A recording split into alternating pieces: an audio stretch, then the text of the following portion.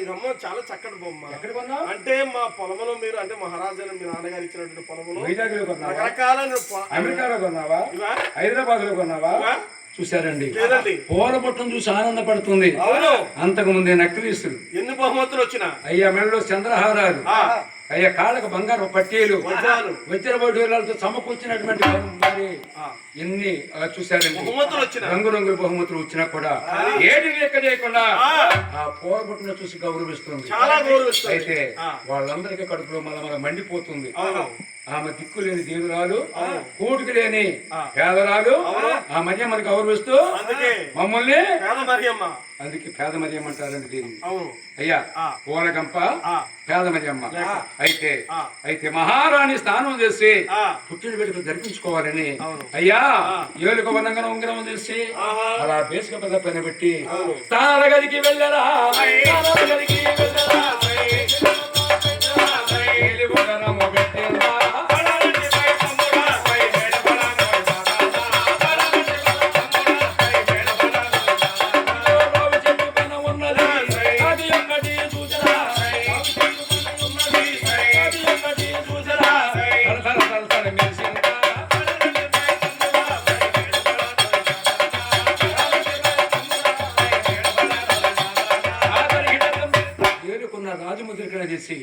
బేసిక బెల్ల పరిపెట్టి తానాలు గదిలోకి వెళ్ళిపోయింది ఆ మహారాణి ఎమ్మెల్యే అమ్మ.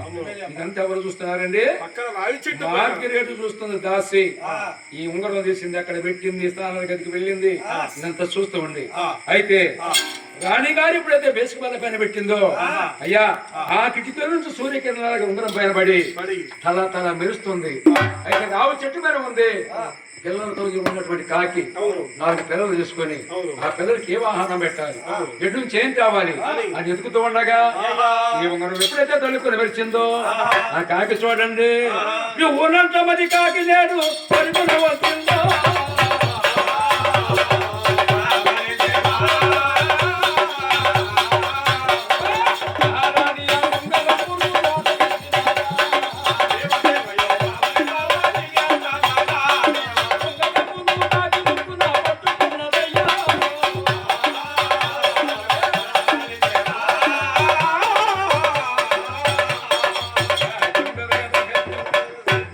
వచ్చిందండి కాకి, వచ్చి ముక్కున కలిసింది.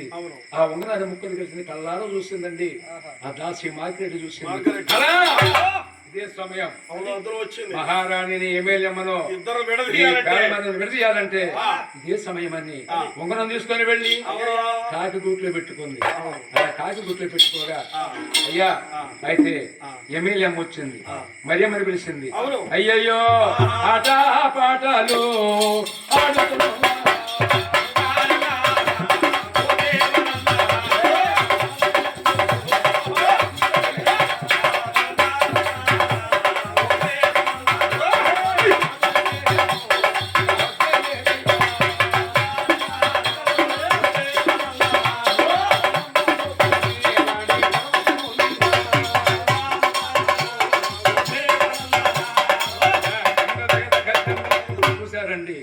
మరియమ్మకు ఎమ్మెల్యేమ్మకు ఆట పాటలకు హద్దు లేదు, పద్దు లేదు, అంతూ లేదు.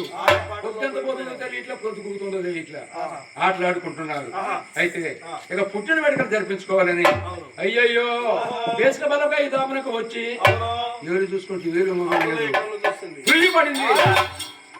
ఎమ్మెల్యేమ్మ వజ్రపు ఉంగరం చూసి మార్గరేట్ స్నానం చేయాలని ఏలుకున్న రాజు మొదటిగా చేసి అయ్యా ఆ వజ్రపట్టు ఉంగరం తీసి అయ్యా బేసికి వెళ్ళిపోయి పెట్టాను. ఉంగరం ఎక్కడ చూసినా కనపట్టలేదు. ఏది ఏది అయితే అమ్మా మీరు సెలవిస్తే ఒక చిన్న మాట చెప్తానమ్మా. ఎవరు తీశారో తెలుసా? మార్గరేట్ అమ్మా ఉంగరాన్ని మరియమ్మ దొంగసాటగా ఎత్తుకుపోయింది. అవును నేను చూశాను, నేనే ప్రత్యక్ష సాక్షిని. అయితే అదే పెద్దలు అంటారు. అవును మరి ఎక్కడ ఉండేవారిని అక్కడ ఉంచాలి. పేదరాలని చెప్పి పంది పైన పన్నీరు పోతే అవును అది బురదలో పడుకుంటుంది. అవును చూసావా? మరి అని పెద్దలు అంటారు అని ఆ మహారాణి ఎమ్మెల్యేమ్మ అరే బగ్గు బగ్గునా మండలాసై, బగ్గు బగ్గునా మండలాసై,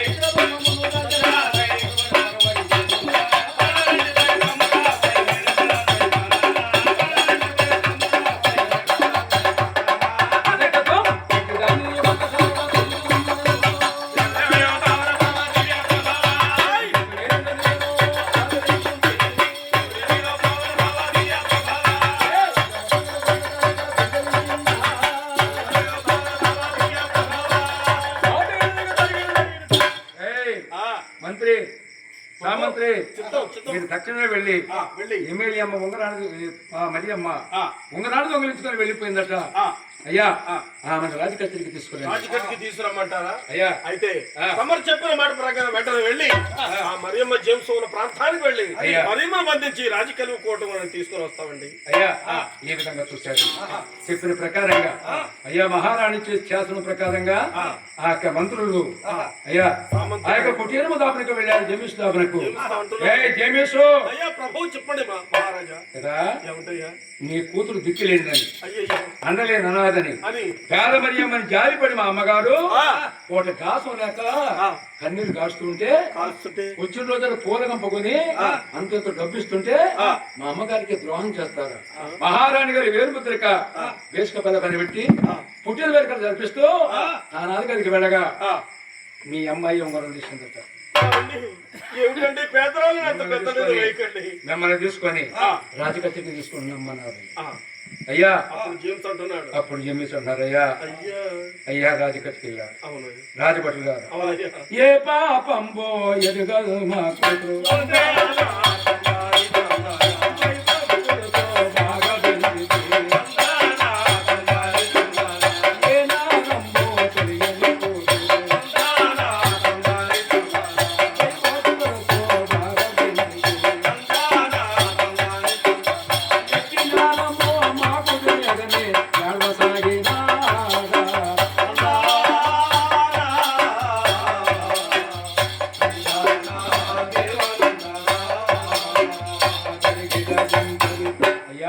నా కూతురు అలాంటిది కాదు అయ్యా నా కుమార్తె అలాంటిది కాదు నా కూతురు అలాంటిది కాదు భయభక్తులతో పెంచాను దేవుని యొక్క వాక్యాన్ని చెప్పి నా కూతురు ఎప్పుడు ఆశించదయ్యా అవును భయభక్తులతో బాగా పెంచానయ్యా అయ్యా దేవుని వాక్యాన్ని బోధించి పెంచాను నా కూతురు అలా చేయదే అంటే జేమిసు అదంతా మాకు తెలియదు ఆజ్ఞ అయితే రేపు జరగబోయే కత్తిరికి తప్పనిసరిగా రావాలి అని చెప్పగా చూశారండి. అలా ఎప్పుడైతే తండ్రి కూతుర్ని తీసుకొని వచ్చారో అయ్యా ఆనాడు న్యాయం చేసే వారికి శిక్ష ఏంటంటే అయ్యా ఒక చెరసాలలో వేయటమో ఏదో కాదండి అయ్యా ఏ న్యాయం చేసినా దేశ బహిష్కరణ చేయడం. కొంతమంది చూశారు నిలివేస్తారు వాడి మనలో కలవట్లేదు కాబట్టి ఆ నిలివేస్తే వాడింటి నొప్పికి వెళ్ళవద్దు వాడింటికి ఏ వద్దు వస్తువుకి వెళ్ళవద్దు వాడు మన ఇంటికి రావద్దు ఎవరితో మాట్లాడవద్దు వాళ్ళకు బందీ పెడతారు పెద్దలు. అలాగనే దేశ బహిష్కరణ చేయాలని ఒక ఆజ్ఞ ఇచ్చింది మహారాణి. అయ్యయ్యో అలా ఎప్పుడైతే ఆజ్ఞ వేసి వేసిందో చూసారా ఆ జేమిస్ మరియమ్మను కూడా చూసారండి ఆ కట్టిని వెంట పెట్టుకొని అయ్యో రాజా కచేరీకి చేరుకున్నాడు.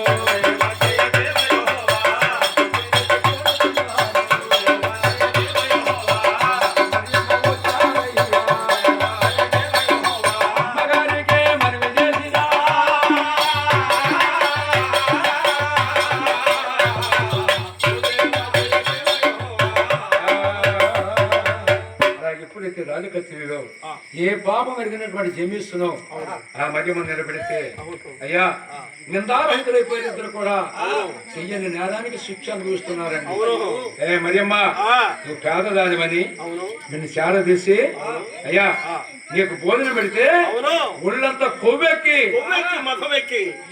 ఏడు ముద్రకి దొంగలించావు నా దాసి మాగిరెడ్డి చెప్తుంది అని చెప్పగా ఓయమ్మా ఏ పాపమ్మో ఎరగనమ్మా అమ్మ మాదానే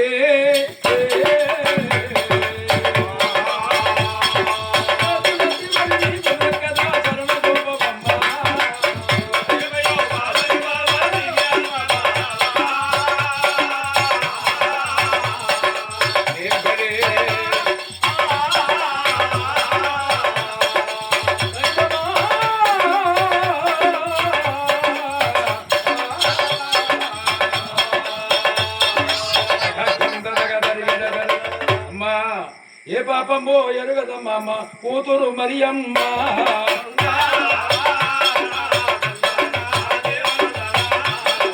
భయభక్తులతో బాగా పెంచి తిని అమ్మ మహారాణి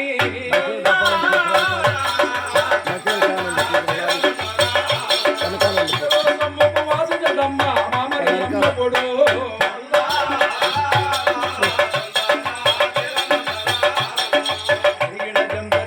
మహారాణి భయభక్తులతో పెంచాను అవునమ్మా అయ్యా అవునమ్మా ఎట్టి ఆశీర్వాదాలు నా కూతురు ఇప్పుడు ఆశించదమ్మా అమ్మా సొమ్ముకే మా కూతురు ఆశించదమ్మా భయభక్తులతో బాగా పెంచాను అనే విధంగా చెప్తూ ఉంటే జేమిసు మీకు నా రాజభద్రతను తీసినది కాబట్టి మీకు శిక్ష ఏంటంటే అయ్యా ఈ దేశంలో మీరు ఉండటానికి వీల్లేదు అర్హులు కాదు దేశాన్ని విడిచి వెళ్ళిపో తీయరాని జ్ఞానం చేసింది మీ కూతురు సయ్యా దేశ బహిష్కరణ చూసారండి ఆనాడు అల్లినటువంటి పూల బట్టను మహారాణి రామకోద మొదమచ్చడమ్మన ఏయ్ గరగర గరగర చెప్పి వెళ్ళిపోతున్నా